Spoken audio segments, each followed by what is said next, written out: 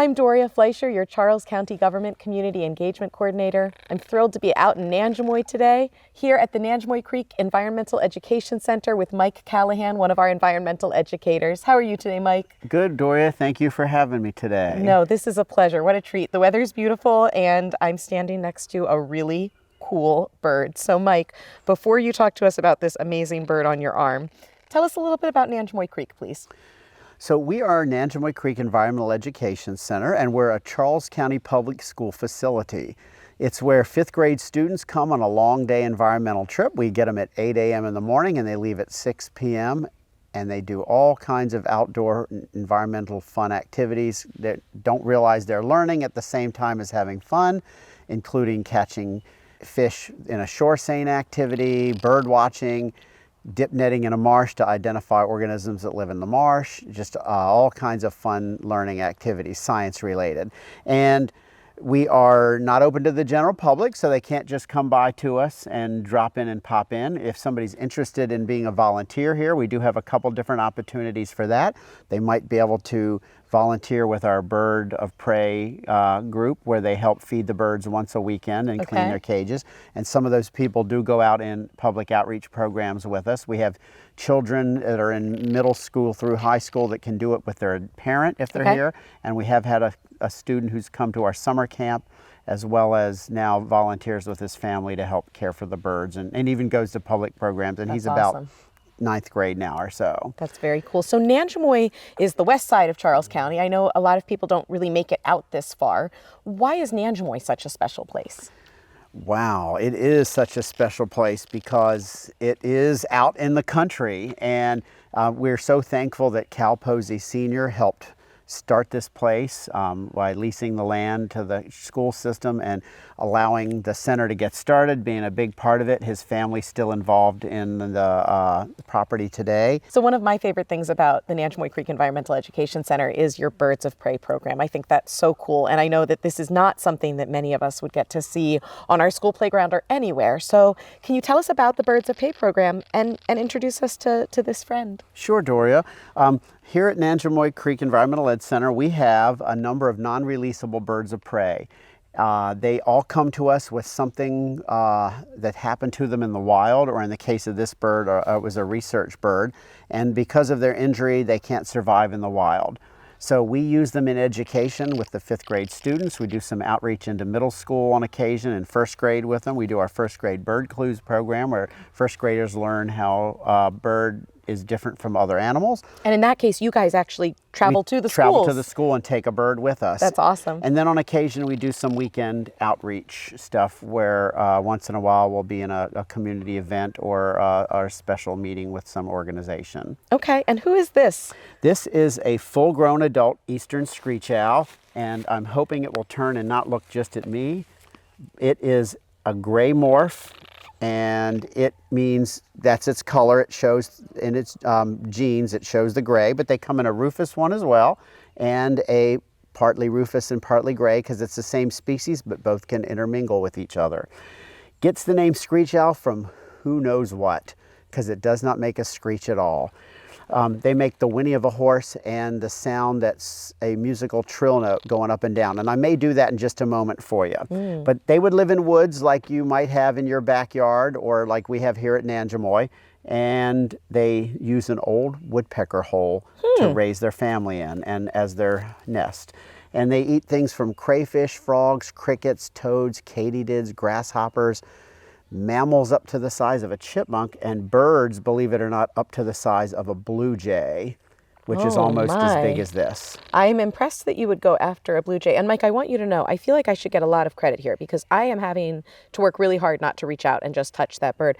The feathers are absolutely beautiful. They are. Just beautiful. They are. They're so soft, and because we're using the bird on the glove, people do that a lot. They say, oh, well, come on, can we pet it? And the reason we can is because we're wearing a leather glove. They have sharp toenails called talons, which helps make them a raptor, and that sharp hooked beak. And so for those reasons, we don't touch them. And they are still a wild animal and not a pet. Now those feathers on the top of the head in this case are not ears, but they look like it. They just kind of help break it up and make it look like a broken branch in a tree. Good for So just for camouflage. disguise. Okay. Yep. And I know we're going to meet a lot of different birds today, but if for some reason, you've been talking about these are birds that got injured or couldn't live in the wild. If for some reason somebody in Charles County did find a bird that looked like it needed help, looked like it was injured, what does somebody do? You would get online, and I know the Maryland Department of Natural Resources has a list of all the wildlife rehabilitation centers in Maryland and people who do that. So you would call one of those licensed people and they would help you figure out how to get it rescued, and they may send people to help rescue it. Makes sense. Good to know. And we have a license to keep these birds, since you and I as a private citizen wouldn't be able to, but with the license we get from U.S. Fish and Wildlife Service and the Maryland Department of Natural Resources, we're able to have these non-releasable birds for education purposes. So Mike, does this owl have a name? It does not. It's just Eastern Screech Owl. Our philosophy here at the center is to not give the animals pet names, because it may give the wrong impression to somebody that, oh, little Hootie's so cute, I'll go catch one as a pet. And with Harry Potter being so popular, a lot of people do want to have owls. That makes sense then. So you guys keep it, it's a very nature relationship, not a pet. Very simple name, and it's a wild animal and not a pet. Awesome. And what other birds are you going to show us today? So we have a barred owl and a red-tailed hawk, a barn owl, and a bald eagle. And you know I'm going to want to see the bald eagle. Oh yes, everybody wants to see the bald eagle. So this is a bald eagle, Mike. It's pretty hard to mistake one of those, yeah? Yes, this is an adult bald eagle. You can tell that by the white head and tail. Bald does not mean bald with nothing on top. It was the Old English word for white, spelled B-A-L-D-E, and that's where the name came from. But this individual bird was a young bird, a less than year-old bird. It came to us from Wisconsin. It had apparently not left the nest long before that. It was about 6 months old at the most, and they found it in a pool in a backyard near Madison, Wisconsin. It was skinny and it couldn't fly very well, and they discovered when they took it to the rehab center it was blind in its left eye.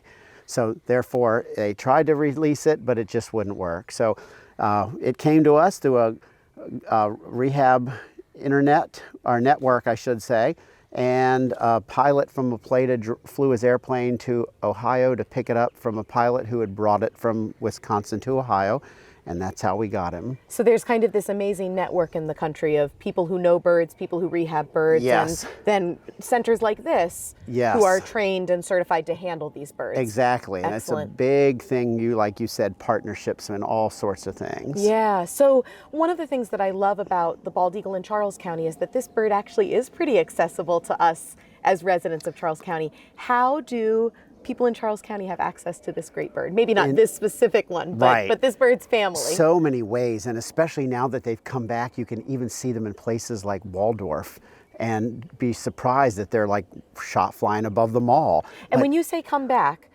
we had a period of time where the bald eagle was going to be endangered. They were an extinct. endangered species. Okay, and what happened? They were, DDT, the pesticide, is what caused them to drop in numbers. Their eggshells would thin and birds wouldn't hatch.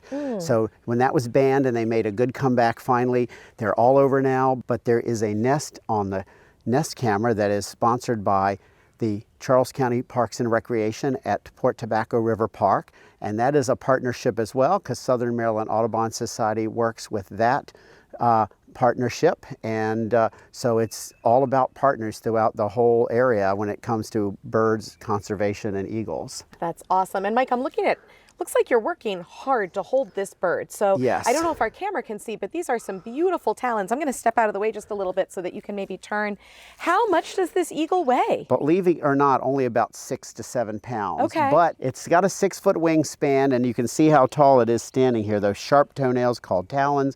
And they're a predator, but they also are a scavenger, and they will steal from the osprey as well, which is why there's often interactions near an osprey nest. Interactions, I like how you say that. I would assume that if you see an interaction between an osprey and an eagle, it's pretty impressive. It is, but even more so, like 5th graders got to see here yesterday, courtship behavior between 2 adult eagles, talon locking and dropping and spinning in the air that's like awesome. pinwheels. Oh, it was so fun. It was wicked. So I know we talked a little bit about how this center isn't open to the public, but that people can come volunteer. Yes, so if you wanted to volunteer, you could send us an email, and my email is mcallahan@ccboe.com. and I can forward it to the other persons who, if you're interested in non-raptor related volunteering. We also do have a Master Naturalist, Maryland Master Naturalist program here that may start up next spring. So if you're interested in any of those or volunteering to care for the birds, send us an email and we'll be in touch with you. And we do have families that come and do this on the weekends, and since we're not here as school system employees, and they get a fun time to learn about each bird, and they do, as I mentioned, maybe help do a little outreach here and there. Mike, thank you so much for taking the time today to let us come out to the Nanjemoy Creek Environmental Education Center and hear about and get to see some of these amazing birds. I think that it's amazing that our residents of Charles County have something so close and can have something so beautiful accessible to them. Well, thank you, Doria, for coming to visit us and letting us share this with the public.